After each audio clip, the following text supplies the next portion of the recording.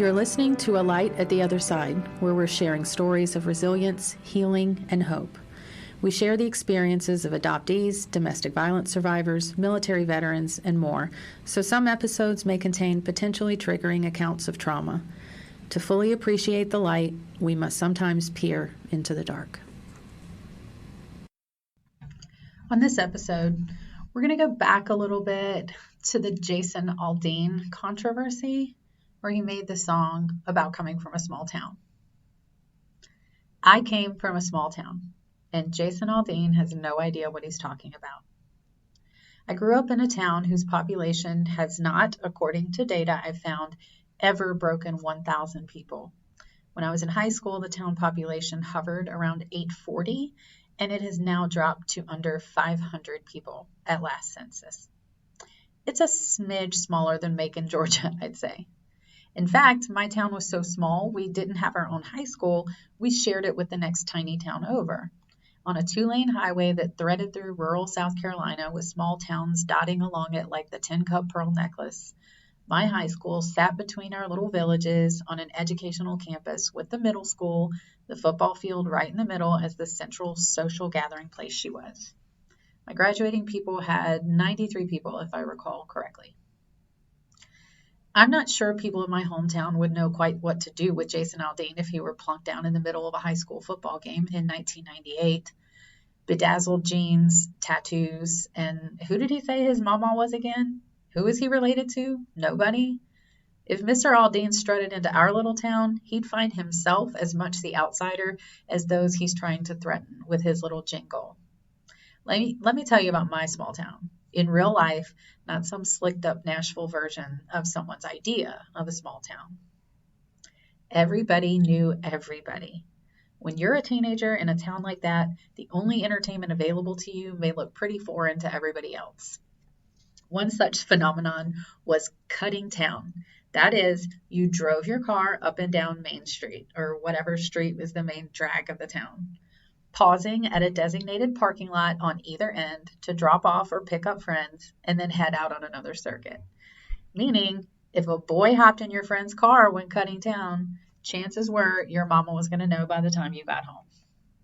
It also meant if you were mean to somebody at school, your mama would find out, and chances were you'd be punished for bullying or acting out. People were generally a little mistrustful of outsiders. After all, many of our town's residents were 3rd, 4th, 5th, or even 6th generation. They had established farms, homes, church families, and a network of cousins who shared the surname that encompassed a solid percentage of the town population. I can't see the last name Cato or Falconberry without instantly connecting them to Kershaw, South Carolina, and specific names and faces immediately come to mind. If you didn't have one of those surnames, you may have to wait for the chill to subside to truly be accepted. While you may get snubbed for a while, however, it was rare for people to be outright mean. Even more rare, I literally cannot recall an incident for actual violence to erupt. Church dominated the social scene. Everyone went to church. It was just a matter of where. Are you Baptist, Methodist, or Presbyterian was the question, not do you go to church. Churches hosted youth groups and youth summer camps that kept most of us adolescents safely in some fellowship hall or another for a lot of our spare time. The overwhelming message we got in those rooms was love. Jesus loves the little children, all the children of the world. 20 years later, pastors in small towns preach politics from the pulpit, planting seeds of discrimination, distrust, even hate. Being different was difficult. I'm not going to sugarcoat things and pretend living in a small town was a cakewalk. The only thing different about me was the way I thought, so I was pretty frequently just regarded as weird. I did have the bonus of being white and from a respected family, so the teasing and ostracization I received was minimal. That was not the case with some of my classmates who were Black, gay, lesbian, or simply too artsy. I'm not here to pretend any of them had a lovely experience in our small town. Outside forces have destroyed small towns far more than any residents. We're talking Walmart, Amazon, and conservative politicians who have routinely gutted funding for education and failed to protect family-owned agricultural resources. In the deep void of consistent quality employment and opportunities, drugs have moved in. Almost every single small town in America now struggles with some form of drug invasion, mostly meth. When a young person graduates high school with no plans for college and finds little in the way of local employment that offers a living wage, it's not long before desperation sets in. Drugs are way cheaper and more widely available than therapy, jobs programs, or higher education in these rural communities. Conservative media has targeted these communities for indoctrination and propaganda for over 2 decades. Instead of owning their responsibility and failing to protect small businesses against behemoths like Walmart and failing to appropriately fund education and infrastructure, Republican politicians have instead leaned on the conservative media machine's rhetoric and fear-mongering to make small-town residents feel that immigrants, gays, and liberals are to blame for their woes, when these politicians actually need look no further than the mirror to accurately place that blame. Conservative media propaganda plus poverty and lack of resources equals ripe breeding ground for hate, distrust, and misplaced anger. I am not saying that anyone that wasn't white and Christian had the best experience in small towns back in my day, but persistent, consistent, and targeted conservative media propaganda has vastly deepened and widened the gap between right and left in these small towns, causing neighbors to hate neighbors when such ideological differences may have formerly been settled with a cordial chat over the fence or a respectful discussion over coffee at the Hardee's. This media machine has told us that if we don't understand someone, we have to hate them and distrust them. It has taught us that we are always right and they are always wrong. And further, they are actively seeking to destroy us and our way of life. It's easier to yell, for example, that immigrants are taking your jobs, rather than acknowledging the conservative politicians you voted for failed to prevent the exodus of jobs from your county and then failed to initiate incentives to attract new employers and manufacturers. They simply left you in the dust. But you'll vote for them again in 2 years. They can count on you for that. Violence against minorities was on its way out at the turn of the century. I distinctly remember seeing a flyer for a KKK meeting my freshman year of high school. That was 1996. I can't recall the details, but I do remember this. When it was discovered, it was destroyed immediately. While there were whispers and rumors of an active KKK group still meeting in the county, this behavior was shamed and called out for being embarrassing to the overall reputation of our town. That's not who we are, I recall someone, a white adult, saying.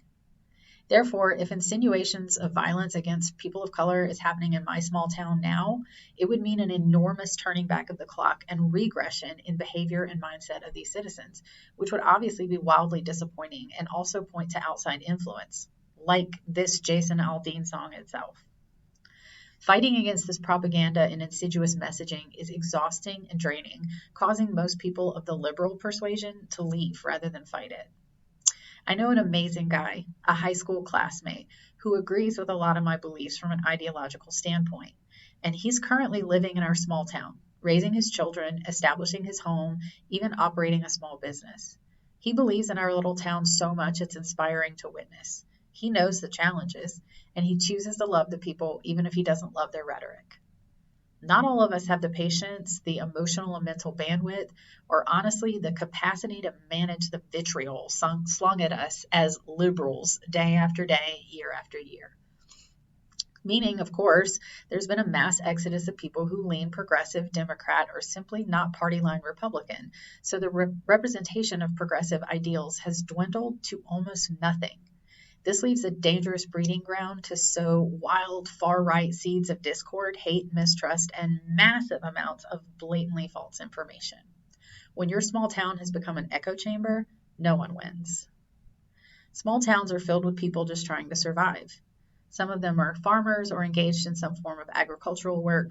Some inherited properties and can't afford to leave. Some simply love the slower pace of life, quiet nights on the back porch with cicadas and tree frogs serenading you through a twinkling backdrop of lightning bugs, and the lower price of land making buying more than 1 acre actually feasible for a family. Because of all this, it's all the more repugnant and morally disingenuous to target this particular demographic with aggressive, constant messages of division, hate, and violence. This rhetoric made hundreds of men and women from small towns pack up their guns and flags and drive to Washington, D.C. to attack our very heart of democracy on January 6th. This rhetoric has made mothers and fathers reject their gay children and torn families apart.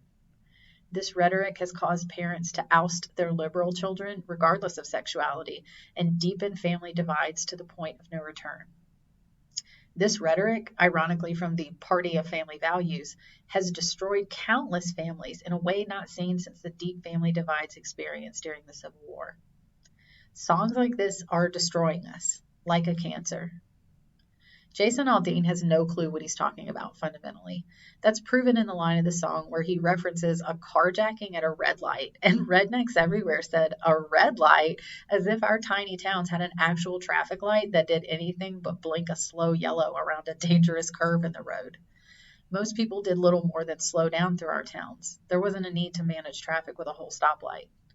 He further indicates his lack of knowledge about the spirit of small towns when he assumes everyone agrees with his thinly veiled message of hate and violence. He has the audacity to think he can pander to people he believes are stupid enough to fall in line with this presumptive nonsense. I'm from a small town, and I don't agree. I know that many of my friends and classmates from that small town also don't agree. We don't like being represented as a bunch of violent, racist hillbillies simply because we live or at one point lived a rural existence. If you're from a small town in rural America and you don't agree with this song, say so. The only thing that's going to counter and stop this aggressive invasion of carcinogenic propaganda is good people of rural America putting their foot down and saying, "You don't represent me. You don't speak for me." Take the next step. Be bold and be brave. Fly your rainbow flag from the front porch of your farmhouse. Embrace newcomers with warm greetings and an invitation to the cover dish dinner. Muster your courage and politely counter the rhetoric you're hearing at church, at the hardware store, at the Friday night football game. Share this article on your social media, or this podcast, as it were. One by one, voice by voice, small town residents can make it known that we are not going to be personified as racist, violent thugs, that our identity lies not in what party we vote for, but in how we treat one another and how we build our communities and invest our time and energy to forward progress, building a more unified town, county, state, and nation. As Emmanuel Cleaver said, there is more power in unity than in division. So I know this song isn't particularly timely anymore. It's faded out of the news cycle, as these things do so quickly, it seems. But at the time, it really caused a stir. And being someone who came from a very small town in South Carolina, which already has problematic politics, the song really struck me, and it offended me. And I don't use that word a lot, genuinely. But it was offensive. It was offensive to the people that I met growing up in that small town. So in the mid-90s, when we moved to this very, very tiny town in the middle of nowhere, I was about to go in 8th grade, and we had moved from a little more of a suburban area and a larger school, and it was pretty devastating for me to think about moving away from my friends and in the community that I was accustomed to. But it was a bit of a second layer of shock to move somewhere that was such a small town. We had lived in a pretty small town before, but nothing like 800 people. It's a microcosm. So there was a lot to be nervous about. And when you move to that area and you're the new kid in school, being the new kid in a school that only has a couple hundred kids is a big deal. You stand out a lot more. These kids have been going to school together since kindergarten, all of them. So a new kid is a big deal. So it was rough. It was pretty rough. And part of what was so frustrating is that from the very first day, I was identified not by my name or by any aspect of what was me, but as the preacher's kid. So from day one of 8th grade, I distinctly remember one of my teachers reading my name out and then lifting her head and looking at me and said, "Oh, you're the new preacher's kid." And there it was. So from then on, I was pretty much labeled as the preacher's kid. So that sort of benefited me in some ways. Sometimes when I would speed, because as a teenager I did have a little bit of a lead foot, so I'd get caught speeding. But you know what? Driving on those country roads, sometimes you gotta let it open up a little bit, right? With the radio on and the wind in your hair. I'm not advocating for irresponsible behavior here. But so I'd get pulled over, and as soon as they saw the last name on my license, they would say, "Oh, you preacher kid." And there it was. So I got out of quite a few speeding tickets, I believe, because I was the preacher's kid. So the people that I met in that town through the 90s were some of the most amazing and genuine human beings. And a lot of these people I met at a very unexpected place, and that was the town's Baptist church. So my adopter was the pastor of the Methodist church. The youth that went to the Methodist church were not at all interested in being in a youth group or engaging with one another, basically at all. There were a few times that our parents would sort of force us, or we'd go on a retreat that the church had paid for. But as a general rule, not all of us even liked each other or connected with one another at all. The kids that went to my adopter's church were sort of the party kids, to be quite honest. They were the kids that were partying on the weekends and drinking and all that kind of stuff. And they just had no interest in even pretending to be involved in church stuff. So a lot of times for that youth connection, because my adopters were very controlling with my social experiences, but church was okay. Church was something where I could do that. So considering our church didn't have a very robust youth group, I started going down to the Baptist church. I would walk down, there was a little dirt alleyway that connected our churches. It was about 2 blocks of just a dirt alleyway between the churches. And I would walk down there and go to their youth group. And I met some of the best people, not just the other youth in the youth group, although they were absolutely amazing, but the adults in that church, for it to be a Southern Baptist church, were some of the most welcoming, non-judgmental, kind, caring adults I'd ever encountered in my life. The pastor's wife was the sort of youth leader. We had youth group at their home, at the Baptist preacher's home, and his wife, her name is Beth Johnson, is to this day one of the most amazing human beings I've ever encountered in my life. I don't know if she could just sense that I had been through some stuff and that I really had some darkness attached to me, and maybe depression or just everything that came from the trauma that I endured. But she immediately welcomed me with open arms, totally non-judgmental, totally kind, caring, compassionate.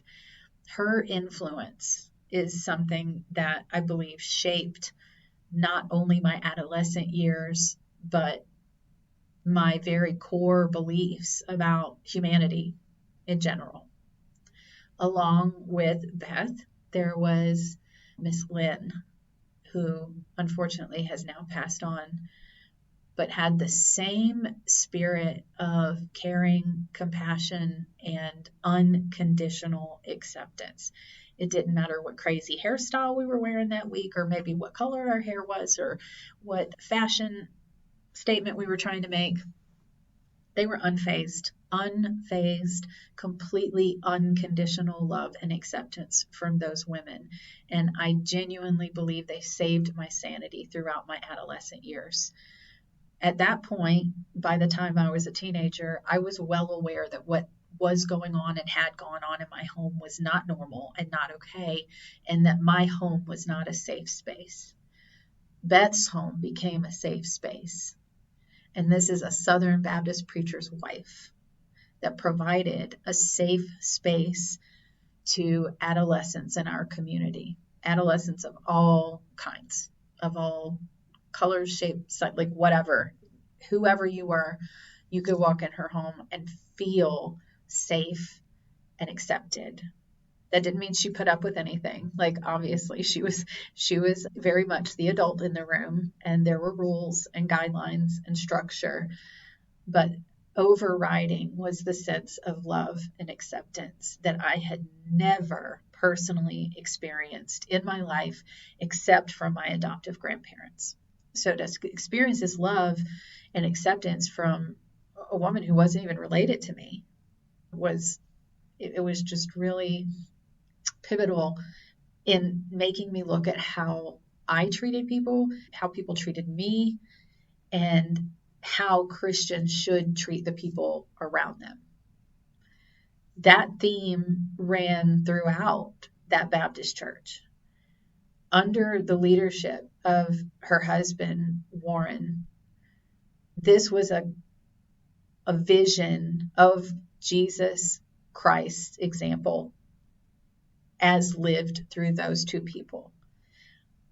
I have not before or since met Southern Baptist leaders who were that kind, that compassionate, that offered that unconditional safe space within their home and within the walls of that church. I always felt deeply respected and deeply loved in that place. So when Jason Aldean comes out with this song about small towns, it was unbelievably disappointing to me on multiple levels, but primarily because that song set forth a caricature of small town residents that eliminates people like Warren and Beth Johnson. There is no room in Jason Aldean's small town for unconditional love from Christ to the people of the town and to new people coming into the town and people passing through the town. There's no space for kindness and love and compassion in Jason Aldean's version of a small town. That wasn't the version of a small town I experienced. Small towns have issues, sure. So do big cities. Big cities have extraordinary amounts of violence and drug use and, crime, from property crime all the way to violent crime. We all have different negative aspects to where we choose to live.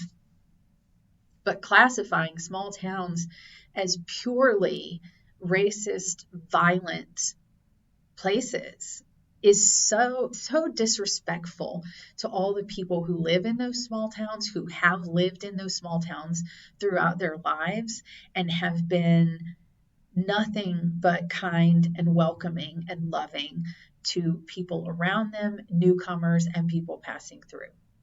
It's so disrespectful to the actual spirit of what small towns are. Now, I haven't lived in a small town in 20 years, so I can't speak to what small towns are now. What I've seen from my personal small town is a little bit depressing in that most of us from my graduating class, well, I don't know if it's most, but a lot of us have moved away. We chose to leave the small town and go pursue our lives elsewhere. We went to college in other cities. We pursued careers in other cities. Some of us even live abroad at this point. So I can't speak to who is left in the small town and what they believe. I do have the friend that I talked about in my article is amazing and so inspirational to me because he stays and stays and stays through the Trump years, through all of the horrible negative rhetoric that I'm sure fills that town because it can be a conservative echo chamber. And he simply lives a different example. He's a leader in the town. He has tried to save various businesses and recreational spaces in the town. He even bought one of the businesses in the town and is now running that business. He's raising kids in that town. And I admire him so much that he can just exist as this bastion of sort of common sense and neutrality and kindness and love. And if someone like him, can be born and bred in that town, then there's something to that. If there's people like the Johnsons that can be born and bred in small towns, there's something to that. There's something to the Christian people who follow and live the example of Jesus Christ within those small towns, who accept the stranger, who welcome them in, who love people unconditionally, and who place relationships and the value of humanity and individual people over political or even religious rhetoric. So I don't believe Jason Aldean is right at all. I think he's drastically wrong. I think there's way, way more love in small towns than we can account for without actually living there ourselves. I came from a small town, and I'm proud of that. I'm proud of the people from my small town. Does that mean that I fundamentally agree with all of them? No, I don't. I don't agree with a lot of them, and we are not aligned politically. I think at this point, I'm probably not aligned politically with the vast majority of people from my hometown. But that doesn't mean that they're bad people. And it doesn't mean that if some stranger comes through, they're going to be violently attacked by the people of my town. That's not going to happen. So if you're from a small town, I'd love to hear your input and what your experience was like growing up in a small town, particularly if you kind of went against the grain a little bit, if you weren't particularly religious, or if you weren't in alignment with the local politics, if you weren't super conservative. What experience did you have, and has it changed for you over the years? Do you still live in a small town, and have you noticed the behavior and conversations of your fellow townspeople changing throughout our changing political landscape over the last several years? You can always reach out to me, leave comments on my Medium articles. I'd love to hear back from you and hear your stories on growing up in a small town, and how did you feel about the Jason Aldean song? How did it make you feel? Did you feel like it was an accurate representation of your experience? Was it an accurate representation of your experience 20 years ago or your experience now? I'd love to hear your thoughts. Thank you again for tuning in, and I'll see you next week.